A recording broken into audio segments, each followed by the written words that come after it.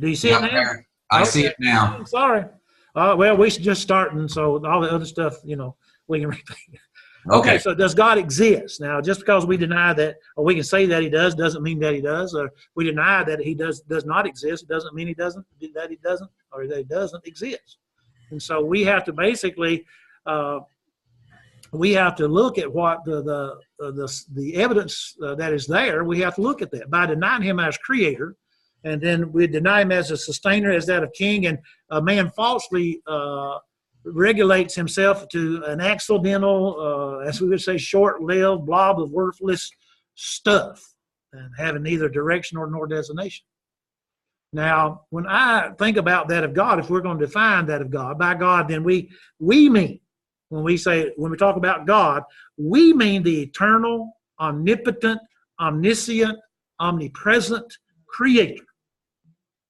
That's declared to us through the Bible as being. Now, I know, and one of the questions came up in my mind years ago when Thomas Warren was going to debate Matson, and even that of Flew, someone says, well, he can't use the Bible. Well, he can use reasoning. And once he proves that God exists, and therefore God has given us a book to follow, then he can use the Bible. And that's what we really have to do here, is show forth that there is a God. But when we talk about God, this is the being that we're talking about, that he's without limits, and that in his love for us, the creator.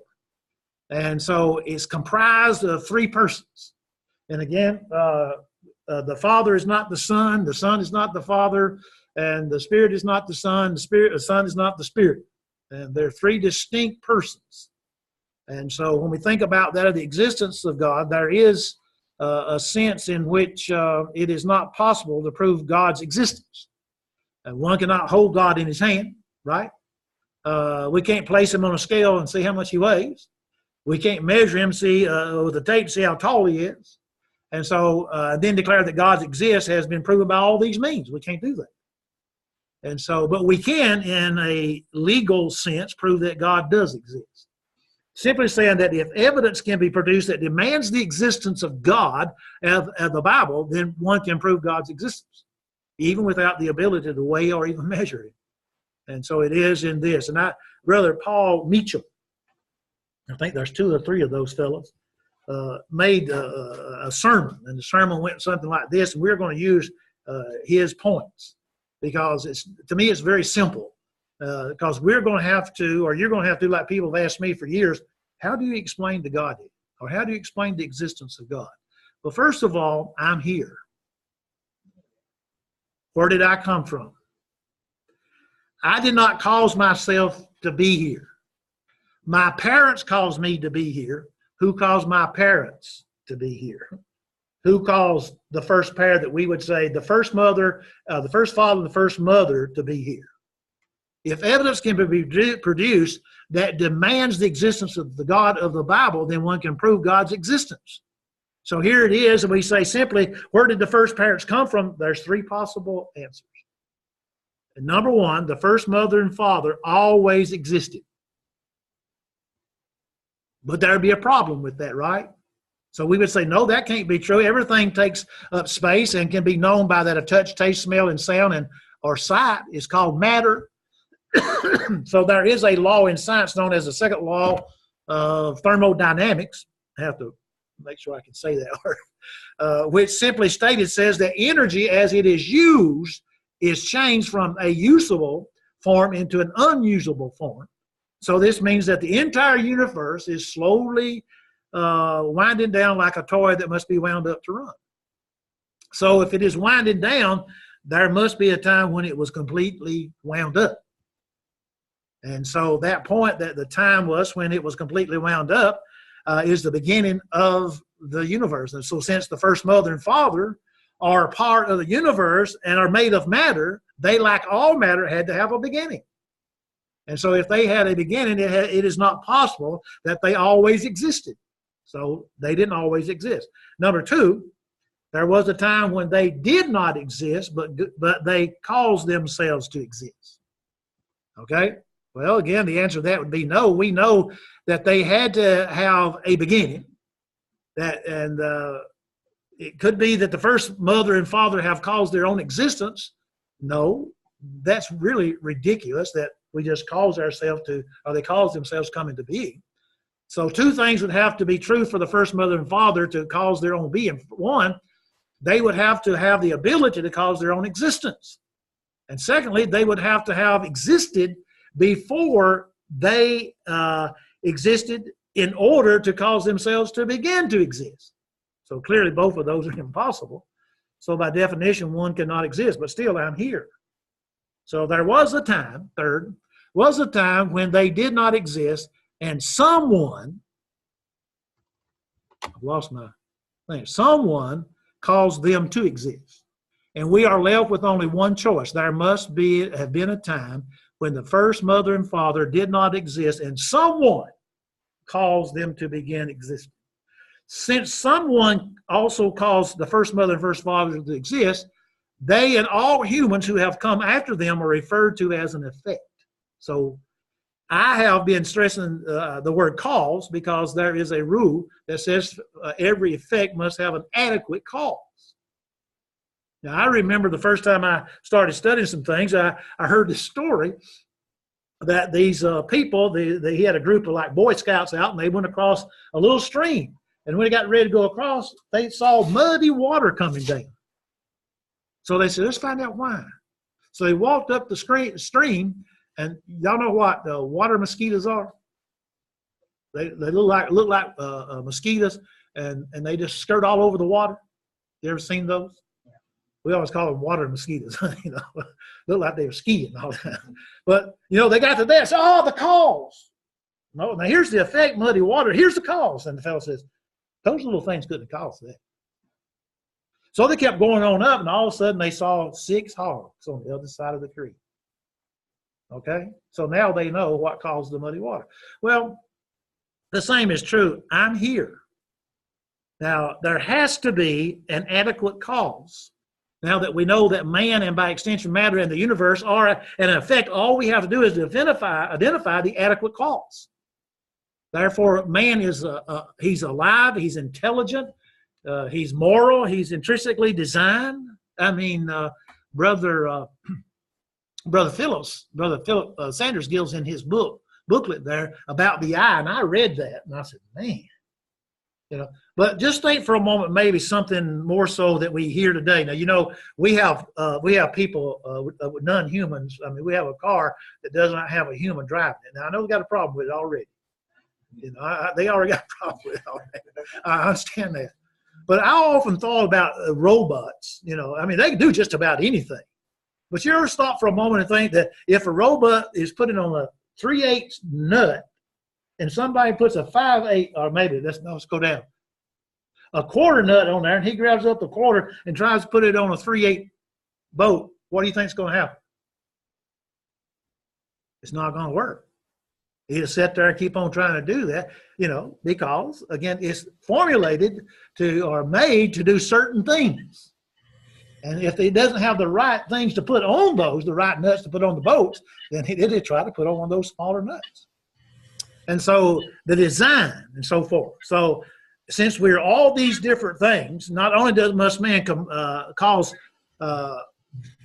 have all of those traits, but also man's cause must be greater than man in all those areas. When we stop and think about it, since man is the created, his cause must be greater than he must be.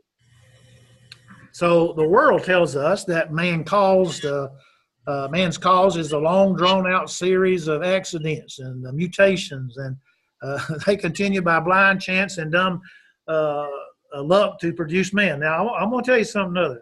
I went to bed one night, and I had a 2013 Chevrolet truck. 2-door, short bed, silver.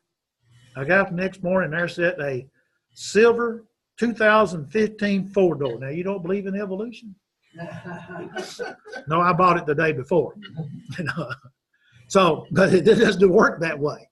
So when we stop and we think about that, the world, they're saying all these things in reference to man's cause, and is this long drawn out type of thing. They claim that there is no creator, no plan, no intent, no guidance involved in just millions and millions of mistakes over billions and billions of years that just happened to produce the most complicated, intrinsically detailed creation ever known. If you read Brother Sanders' book, read about the eye. It's just amazing. Now, I had a problem with my eye, and so they they went in there and took the lens out and inserted a man-made lens. And I have 20/25 vision in my right eye, and since I was 9 years old, I didn't have good vision. So they can do things, but yet again, it's hard to understand. I mean, it's hard to prove that there is not a creator behind that of the eye. And so does evolution have the requirements? Is it possible for evolution to cause living, intelligent, moral, and carefully designed man? And can evolution be the adequate cause of the greatest effect of man? So I'm here. But not only am I here, second of all, Brother mentioned that I am alive. Where did life begin? Is evolution adequate to bring about life? The answer is no. That life only comes from the living is obvious and inherently reasonable. In fact, we have scientists, even those who reject God, that embrace evolution, freely accept in every area of science that life cannot come from that which is non-living. So in science, this is referred to as the law of biogenesis. And the only exception that scientists, and not all, but a great number make, comes when they try to explain how man and the universe came into being. So in simple terms, the explanation usually goes something like this. And I remember talking to, when I moved to Cartersville 20-something years ago, and that's my home, and I moved back there to be their preacher. And that's one of the things that came up back in 1990 was this idea about evolution that was being taught in school. And so you just thought for a moment, there was a time when there was a teeny tiny speck of something that was dead. Though a complicated series of accidents and mishaps, that dead speck eventually became alive and expanded into what we know now as the universe. And although the word science comes from the Latin word that means to know, the most common answers evolution give us is do not know. How can life come from non-living? I don't know. Where did the teeny tiny speck of almost nothing come from? I don't know. And I told my teenagers, I said, now you asked your teacher, I said, she says, well, where did you say, well, where did I come from? She's going to say parents. She said, where did my parents come from? I said, you keep asking, well, where did they come from? Where did they come? And finally she got to that speck. She said, well, she called it a grain of sand. It's like a grain of sand. It is in water. And the person says, well, teacher, where did the speck come from? I said, but let me just talk about the speck. I want to know where the water came from. But they really don't know. So it is true that some scientists and some of them have different theories, but they are just that. They're just theories. And there's nothing wrong with theories except that they're worthless when experimentation proves them to be false. I have a watch. And when I look at my watch, I know somebody made that watch. I don't know who it is, but I know somebody made it. So there's a problem. But not only am I here and I'm alive, but I'm intelligent. Now, I know y'all didn't know that, but I am intelligent. Well, let's just simply put it this way. Man is intelligent. And not only is man intelligent, but every cell of the universe screams out, I am a testimony to the vast intelligence of my cause. There's a book called The Case for Existence of God by brothers Thompson and Jackson.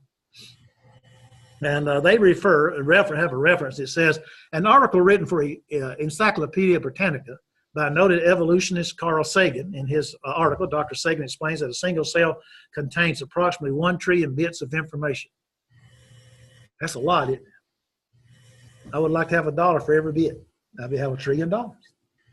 Dr. Sagan then noted that if one were to count every letter and every word of every book in the world's largest library, over 10 million volumes, and finally tally would be something approximately like 1 trillion letters, we then learned it would have been estimated that man is comprised of approximately 100 trillion cells. 100 trillion cells. And so by simple multiplication, we can say, reference to that conservatively, to estimate the amount of information stored in the human body is 1 times 10 followed by 24 zeros. Now, what's the point? The point is simply, Dr. Sagan, one of the preeminent evolutionists of our lifetime, finds within a single cell about the same amount of information as that is in the largest of all libraries. A single human body possesses 100 trillion times that amount of information. While Dr. Sagan would freely admit each book in the library was a product of intelligence, he and other evolutionists then turn right around and say that man is a product of mindless arbitrary evolution. But yet he can look at a book, says, no, that's by an intelligent person had to write that book. But then he looks at us, looks at himself. So that's what they do. And then I am moral. Man is moral. It is within, I've often didn't understand this, you know, in some ways. I mean, I understand that we're taught, and our parents teach us a lot of things, and, you know, and we learn from other people that that's right and this is wrong. And I always remember my mother, when I was growing up, would tell me, well, you know, you'll come to understand what's right and what's wrong. Well, some of those things that's right, I didn't like, you know. If I want to go to the store and I didn't want to spend my money, I'd steal me a candy bar. I didn't like paying out my money for that candy bar. You know, you just steal. But that's wrong. And things of that sort. I'm a moral person. So it is within man, and only within man, that we find an interest in right and wrong. And even with the atheists. I mean, I went to the debates that Brother Butt had with some of those folks, and they believe in morals. I mean, you get right down to it. They, you know, he pushed him to the point there in reference to about abortion. And so there are morals. They believe in some type of morality.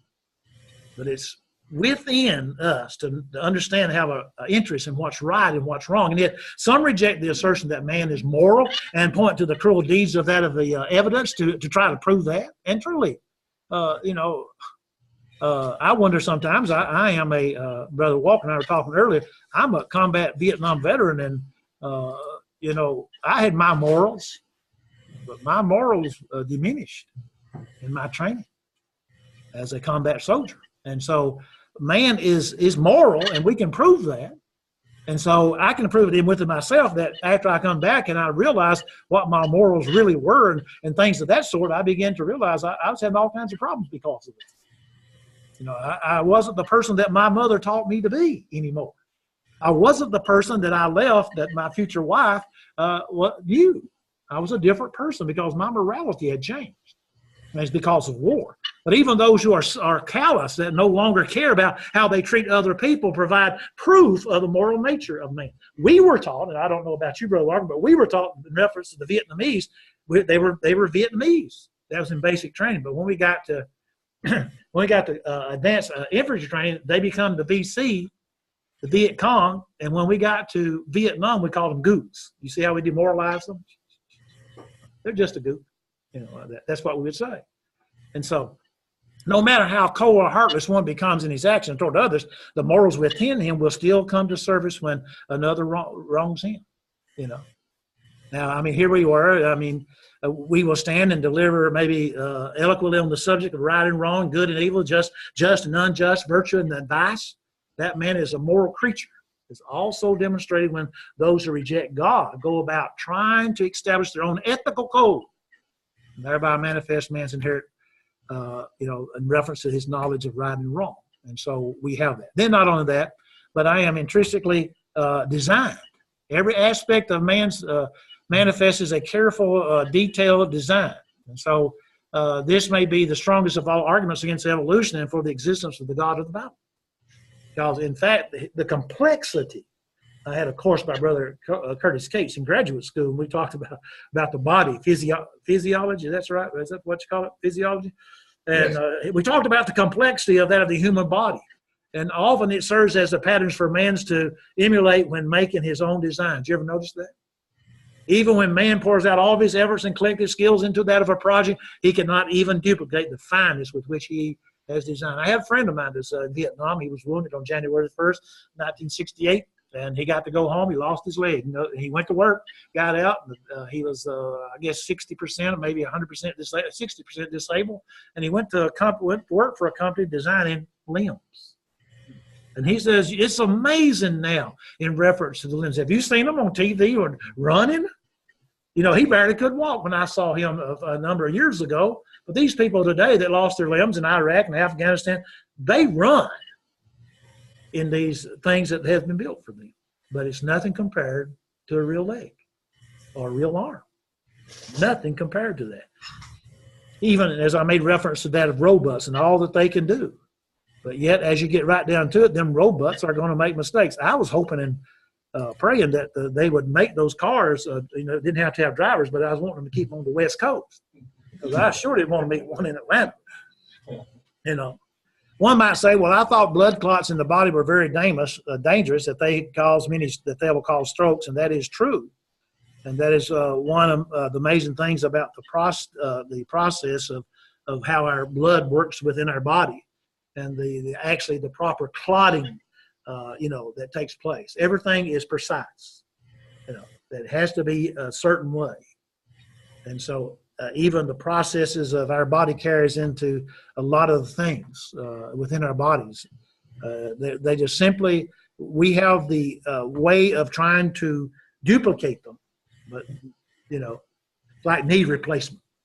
A knee replacement nowadays, it used to 5 to 7 years, now it's 12 to 15 for a new joint.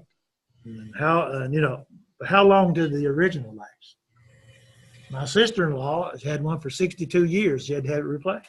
There are some women who have gone in their 80s and had their knees replaced and their shoulders replaced. But how long? But the new ones that they put in there doesn't last as long. Therefore, man cannot perfect on what God has done. Therefore, the only God could have caused man. That's my point. That was Brother Meacham's point when he preached his sermon. And so we can come to the end of our path to prove that since man is alive, he's intelligent, he's moral, and he's complexity design, only the God of the Bible stands as the adequate cause. Alive and the giver of life. Genesis 2 and verse 7. Infinitely intelligent. Psalm 47 verse 5. Genesis 2 verse 7. This Hazel. Yeah, and Psalm 47 and verse 5. I'll send you my notes if you get behind on them. The standard for morality. Psalm 119 verse 4 and 42. The master designer. I love to read the book of Job, like Job 33 and verse 4. So our Creator perfectly possesses all that is needed for evidence and reason to proclaim him as the one and only true cause of that of man. So I look at myself and I can say, well, I look in the mirror and I can say, well, I am here, so God does exist. Why place such great emphasis, as we would say, on the existence of man when our assignment is the existence of God? Why have we taken such great pains to look at the traits of that of man? Why have we labored to dispel that of the myths of that of evolution? And here is the point. Man exists. There is no way they're going to get around that man exists. God could only have made man. Therefore, the existence of God is as sure as the existence of man. If there's a man upon the earth and someone created him, who is it? It's God. So why do intelligent and learned men cling so tightly to the laughable, ridiculous tenets of evolution? I don't really know. Then we find also, someone would say, that after I've would prove that, that God, and therefore God has given us a book that we call the Bible, and the Bible tells me so, as we sing. And so when we stop and we think about that, then when we look at God's existence, what is offered here cannot even generously be referred to as the hem of the garment or even the tip of the iceberg. So far, we have not even made mention of the entire Bible saying what it says about regarding our existence. And we're talking about the Godhead. So we've proven that there is a God and that he is the creator of all things. But now here's the thing that we come up with, and we're going to talk about this, and that's that term that we said. And in your Bibles, I'm going to tell you, in the Bible, you'll find this word, God. Okay? Now, from Genesis 1:1 down to Genesis chapter 9, verse 27 is plural. Now, there is one place in chapter 6, I believe it is, you have G-O-D. That's the word Yahweh. The word Yahweh can be found in the Bible to refer to the Father, the Son, and the Spirit. This word is plural, as we would say. Okay? Now, some's going to say that's plural majesty. Okay? And we'll look at that.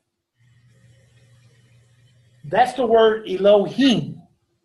In the beginning, God, Elohim, plural, created singular, bara. Okay? And then here, God, and then you'll have the word L-O-R-D, capitals, and L-O-R-D, small letter.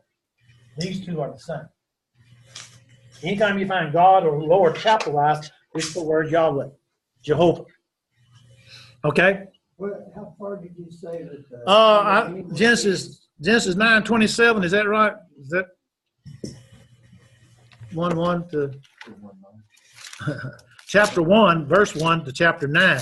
Oh, okay. Okay, I'm gonna give them to you. I gotta go over here and make sure I'm right. Yeah, 27. Where God is using Genesis 1:1 to Genesis 9:27. Now, again, that word, capitals G-O-D, if I'm not mistaken, is found in chapter 6. I'd have to go back. I got it here in my notes somewhere else. But the thing of it is like I said, I heard people say, well, when you find this, you say it's plural, then it's talking about majesty. Well, we'll see. It's amazing to me, there's other things what the Bible has to say in reference to it. Nature, when we think about nature, nature declares the existence of God. The Bible declares God's existence and explains him to us. I mean, the only thing I know about anything is from what the Bible says. I mean, in reference to God. It's all the Bible, the man who goes and examines the evidence and deals with it honestly, declares the existence of God. And who is it that denies the existence of God? There are only those who want more than anything else to believe that he does not exist. So at the beginning, though, we notice that God does exist. But not just because we say so, nor will he cease to exist if we deny him. And so it seems only fitting that having proved the existence of God that we close with the words of the Father. If you'll go over to Genesis chapter 1, beginning in verse 29. Now, I have that on my computer here. But I'm going to go over and read from my Bible, verse 29. Now again, here the word, it says, and God, and that's the word plural there, God, Elohim, said, behold, I have given you every herb bearing seed which is upon the face of all the earth, and every tree in which the fruit of every of a tree yielding seed, to you it shall be for meat. And to every beast of the earth, and to every fowl of the air, and to everything that creepeth upon the earth, wherein there is life, there is a living soul, I have given every green herb for meat, and it was so. And God saw everything that he had made, behold, it was very good, and the evening and the morning were the sixth day. God created all things. And man can duplicate some things, but they're not as great as the ones that God has created. Now, there's some arguments for that of God, and Brother Sanders in his book deals with these. And maybe I deal with them differently because I gathered some information that I had in when I went to a theological seminary. I went to one of them cemeteries. That's what I always call it, cemetery. They're very nice to me, even though it wasn't a Church of Christ school. But number one is anthropological argument. I think I said that right. And that is just basically when we look at that research, archaeological research has established that all nations in every place during every age has practiced some kind of religion and worshiped something or someone as supreme above themselves. Now, they're not on the same level as that. They're above themselves. They have a belief in a superior, supreme being. So it's obvious that this belief comes from somewhere. Brother Alexander Campbell, in the Campbell-Owen debate, and I have that book. It's a good book. Says, and this is a quote from that. It says, man could not invent or originate the idea of a God, a spirit, a future state, or any positive institution of religion. He never had invented or originated the ideas inseparably connected with the word words priest, altar, sacrifice, etc. He says, therefore, he says, that these ideas and the words used to express them are derivable only from an immediate and direct revelation. Men have no power, according to any philosophical analysis of his intellectual powers, to originate any such ideas. So here it is. There's an argument that can be made from this, and that's what he's saying to us in reference to that. So the anthropological argument. Then that leads us, though, because they go hand in hand, and this is a thing when you read the theological books, it's just like sometimes when I studied the Greek text, I had to keep my eyes like this because it was so boring. It's dry. And you had to make sure you understood what this writer was saying was the name of the manuscript, because somebody else would call it something else, because some of them had a couple of names, and you get them all confused. Well, the same is true here when you read theologians. You have to make sure what they're talking about. Now, we talked about, we noticed a moral argument that we made. And the very roots of the moral argument that we make is found in the book of Romans. If you go over to Romans chapter 2, and you notice as the Apostle Paul is writing to the church at Rome, and again, as he writes to them, he points out to them how that they, that it's through the obedience of faith, Romans 1 and verse 5, then Romans chapter 16, I think it's verse 26. But when you turn to Romans chapter 2, and you begin down in verse 12, just listen. He says there, in reference to them, he says to them, as Paul writes, he says, for as many as have sinned without law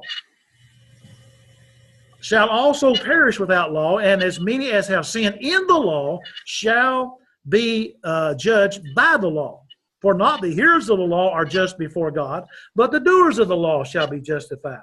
For when the Gentiles, he says, which have not the law, do by nature the things contained in the law, these having not the law are a law unto themselves. Now watch it. Which show the work of the law written in their hearts, their conscience also bearing witness, and their thoughts the means which accusing or excusing one another. Now here it is, in which humankind is said to stand unexcused, since there is a law written on their hearts. Since the time of these philosophers like Kant, this argument has been stated in various ways, but yet the most popular form emanates from C.S. Lewis in his book called Mere Christianity, I think it's called. And the heart of the argument, he says, is basic. The instruction would be, number one, moral laws imply a moral law giver. Because now, if you and I were going to make moral laws, we wouldn't make them like God, right? Second of all, there is an objective moral law. Therefore, there is a moral law giver. And so that would be God.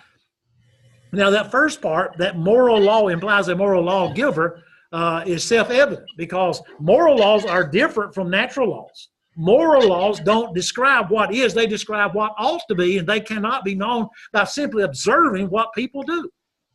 They are what all persons should do, whether or not they actually do them. You know, it's wrong to take another person's life. Now, I know there's exceptions to that because of the laws of our land. I understand all that. And even in the Old Testament, you know, they broke the law, therefore the penalty was death. They were put to death. But it's against the law. There's a moral law that says, you know, you can't do that. Just like when we have war and we see what's taking place in some of the places away from the United States, and they're going in and they're killing these children. That's wrong. Always has been wrong. So it's self-evident. And so the weight of the argument rests on the second premise is there is an objective moral law. That is, there is a moral law that is not just prescribed by us, but also for us. And as that of human beings, we do prescribe proper behavior of other human beings. That's wrong. That person should not do that. Well, you know, who made you God? That's what some people would say. You know, do you know that it's wrong in the state of Georgia to walk into a restaurant where a child under the age of 14 is, and you use bad language? You know it's a misdemeanor in the state of Georgia? Some people don't know that. You know, I mean, I told a fellow that. He told me quit listening to this conversation. I said, well, I can't help from not listening to your conversation. The way you're talking, everybody in Zaxby's is hearing what you're saying. I told him, I said, you could call it law. It's a misdemeanor in the state of Georgia. It used to be a felony, and they changed it now to a misdemeanor. But those are laws. The evidence for such a law is strong. It is implied in our judgment that the world is getting better or the world is getting worse. We are pointing that out. How could we know unless there was some type of a standard? There is a standard. And therefore, since there is a standard, we can say, well, it's better or it's worse. And such statements, the people come along and say, well, Hitler was wrong. They have no force as there's no moral law. How do you think he was wrong? And this is an argument that many bring up, about Hitler. He was wrong. Why was he wrong? Why was he condemned? Because of moral law. And so Hitler's moral judgments are right or wrong depending on the cultural norms. If he was objectively wrong, then there must be a moral law beyond all that by which we are all bound. But if there is such a thing as a universal objective moral law, then there must be a universal moral law giver. That's God. That's the conclusion. Then you have number 4, the cosmological argument. That is a universe rather than none at all, which must have been caused by something beyond itself. And so the law of causality says that every finite being is caused by something other than itself. And so there are 2 basic forms of the argument. And the first says that the cosmos, or the universe, needed a cause at its beginning. The second form agrees that it needs a cause to continue existence. In other words, it was created, but also it needs to continue. And so the cause at the beginning, the argument that the universe had a beginning caused by something beyond the universe, can be stated this way. Number 1, the universe had a beginning. Number 2, anything that had a beginning must have been caused by something else. Therefore, the universe was caused by something else, a creator. Now, whether you want to call him God, Jehovah, or Yahweh, it was a creator. Everybody's going to agree. Yes, it would agree. Well, there's something that caused it. Well, the scientific evidence, both scientific and philosophical evidence, can be used to support the argument. And so, again, going back to that second law of thermodynamics, in a close, isolated system such as the universe, the amount of usable energy is decreasing, we're told. The universe is running down and therefore cannot be eternal. And so otherwise it would have to run out of usable energy long ago. But things left to themselves without outside intelligence interventions tend toward disorder. And so since the universe has not reached a state of disorder, total disorder, then this process has not been going on forever. So another set of evidence comes from the widely accepted Big Bang cosmology, and so they have that comes up. It's interesting that agnostic Robert Jastrow, he was the founder, director of the NASA, Goddard Institute Space Studies, said, a sound explanation may exist for the explosive birth of our universe, but if it does, science cannot find out what the explanation is. The scientist's pursuit of the past ends in a moment of creation. But if the universe was created, then it is reasonable to conclude that there was a creator. Because for everything that has a beginning needs a beginner. And so the philosophical evidence, time cannot go back into the past forever. For it is impossible to pass through an actual infinite number of moments. Theoretically, the infinite number of dimensionless points exist between the thumb and the first finger. That's my thumb. But I cannot get an infinite number of sheets of paper between them, no matter how thin they are. Each moment that passes uses up real time that we can never again experience. And so moving your fingers across an infinite number of books in a library can never get to the last book. You can never finish an infinite series of real things. And so if this is so, then time must have had a beginning. If the world never had a beginning, then we could not have reached now. But we have reached now. We're here now.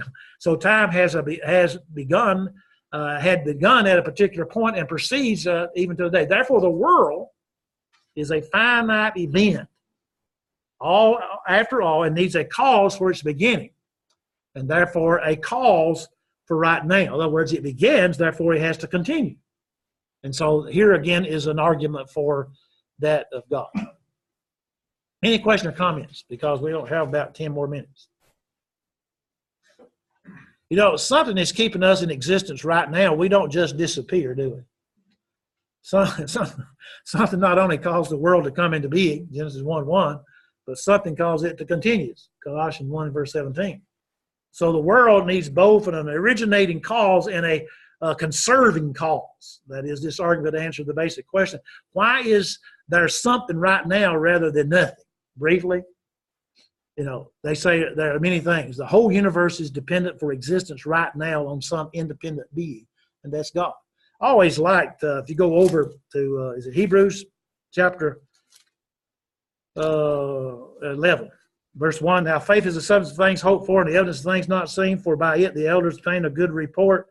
Through faith we understand that the worlds were framed by the word of God, so that things which are seen were not made of things which do appear. The idea is that God is in control of those things. Now, there is, and this is the argument that, to me, is one of the best arguments, and that's the teleological argument. Telos is the Greek word for end or purpose. And so there are many forms of the teleological argument.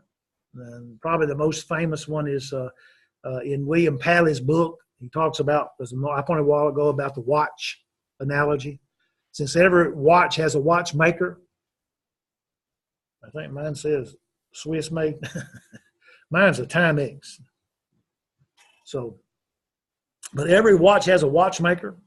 And since the universe is exceedingly more complex in its operation than a watch, it follows that there must be a maker of the universe. In brief, the teleological argument reasons from design to intelligent designer.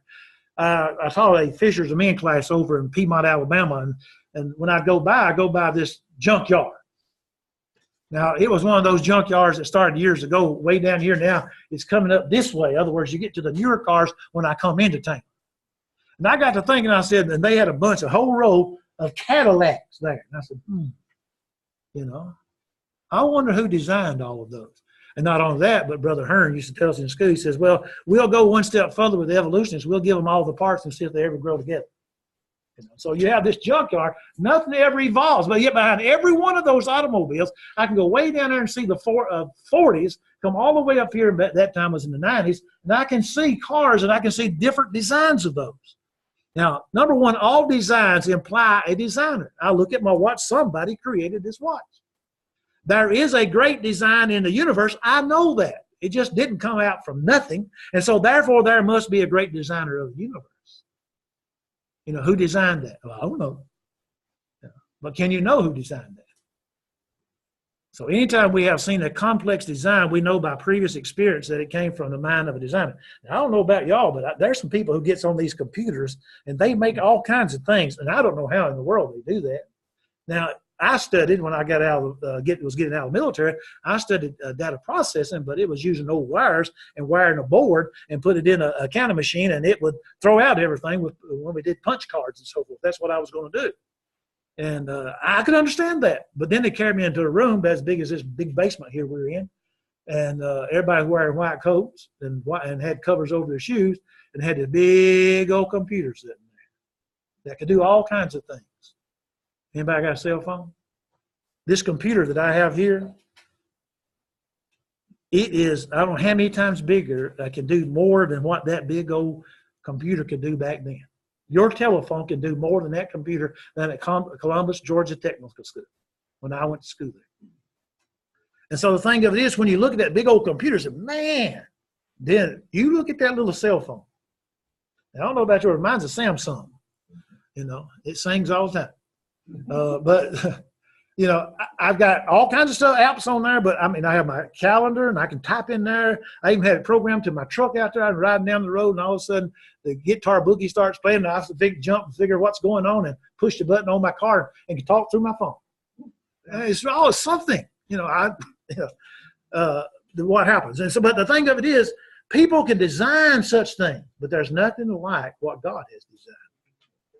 So we can see all those complex things. But the greater the design, the greater the designer. You ever seen beavers? Now, up at Carsville, we have Altoona Dam. My father-in-law helped build Altoona Dam. But you have never seen them construct anything like a Golden Gate Bridge. 1,000 monkeys sitting at a typewriter for millions of years would never produce Hamlet by accident. And Shakespeare did it on the first try. The more complex the design, the greater the intelligence required to produce it. So design requires a designer. Old Plato and others made use of this argument to point to the existence of God. You go back and read their work. The human body, we studied this with Brother Cates, the human body provides an incredible resource that shows that it must have been designed. You go over to one of my favorite passages over Psalm 139. Years ago, we were talking about that of abortion and so forth, and we used these verses to talk about what God has done for us. In Psalm 139, down in verses 14 and 15, we find that he says there, going back to verse 13, "For thou hast possessed my reins, thou hast covered me in my mother's womb. I will praise thee, for I am fearfully and wonderfully made. Marvelous are thy works, and my soul knoweth right well. My substance was not hid from thee when I was made in secret, and curiously wrought in the lowest parts of the earth. Thy eyes did see my substance, yet being unperfect, and in thy book all my members were written, which is in continuance were fashioned when as yet there was none of thee," and so forth. And so he talks about how our body is made. And man has come up with a way to help our bodies. I mean, they've made artificial toes, and fingers, and limbs, and even an artificial heart. But they'll never make an artificial brain. Did y'all hear about recently the fellow who had his, he's going to take everything out of his brain, put it on the computer so that he'll be preserved? I like to crash my car when I heard that one. Any questions? I'm going to stop there. Then we're going to talk again about the biblical argument. And a lot of the things that we talk about, again, they're going to blend together. And when we're going to start talking about the Godhead, we will divide them up. Well, this is what the Father done. This is what the Son done. This is what the Spirit does. And we'll talk about like their attributes, their nature, and so forth. And then we're going to come bring it all together and talk about the other things that are there, like the nature of them, the attributes, the characteristics, and things of that sort of all three persons of the Godhead. And hopefully it will end up, the last thing we'll talk about God the Father, God the Son, and then God the Holy Spirit. Anything? Any questions? Then some people was hurt in a hurry. Then two people done left. They were in a hurry. I'm talking about on the computer. Okay, then Lord willing, I'll see you next Thursday. Y'all have a good week. Thanks, Bobby. It's good class. Thank you, sir. Okay. Have a good one, Jeff, Chris. All right, thank you. Bye-bye. Jeff. Take care. What were these scriptures? Wait just a minute. Let me. I have to stop this thing. I'm glad. Let me see right here. Oh.